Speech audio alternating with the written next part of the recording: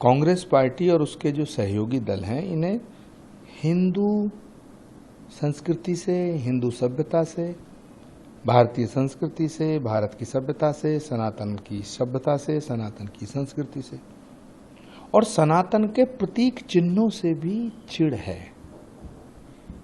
ये तो मजबूरी में सनातन को एक्सेप्ट कर रहे हैं। कर्नाटक के मुख्यमंत्री जो हैं सिद्धरमैया जी को, ऐसे मंत्री को बर्खास्त करना चाहिए जो सनातन से इतना चिढ़ता है कि उसके जो प्रतीक हैं उनसे भी उन्हें नफरत है। राहुल गांधी को जवाब देना चाहिए कि तो मोहब्बत की दुकान खोलने वाले लोग हैं, नफरत की आग में क्यों जल रहे हैं? नफरत का सामान अपनी दुकानों में क्यों रखा हुआ है? सच बात यह है कि वो लैंप नहीं हटने चाहिए, ये मंत्री हटना चाहिए।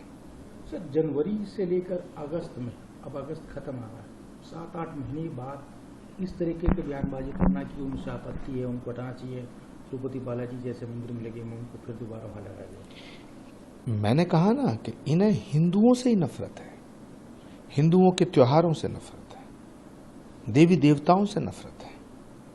तो ये नफरत जो है कोई छुपी नहीं है, ये अब जग जाहिर हो चुकी है। तो उन लैंप्स को हटाना, और आप देखना इसमें कर्नाटक के जो मुख्यमंत्री हैं उनकी शय होगी। बिना उनके इशारे पे एसडीपीआई ये बयान नहीं दे सकती। और एसडीपीआई कौन संगठन है? एसडीपीआई तो खुलेआम आतंकवादियों का, जिहादियों का समर्थन करता है, कट्टरपंथियों का समर्थन करने वाला संगठन है।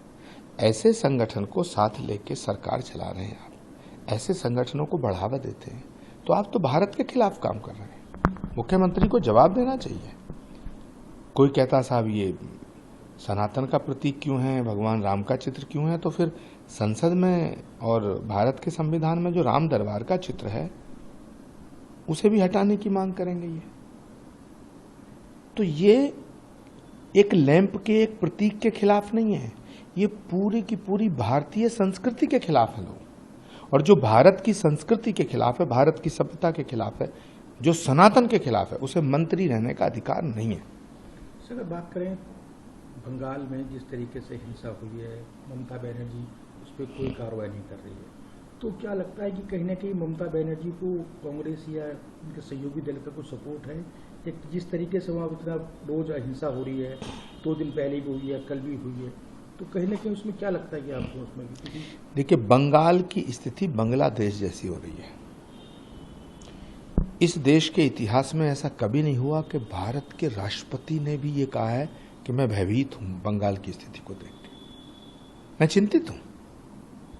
मैं तो मांग करता हूं भारत के राष्ट्रपति महोदया से कि बंगाल की सरकार को अंतिम चेतावनी और वार्निंग देते हुए कोई कड़ा फैसला लें।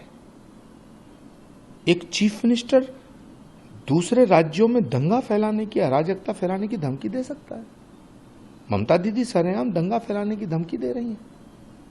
क्या ममता दीदी चाइना से गाइड हो रही हैं? क्या ममता दीदी पाकिस्तान से गाइड हो रही हैं? क्या ममता दीदी बांग्लादेश से गाइड हो रही हैं? और वो मुख्यमंत्री हैं।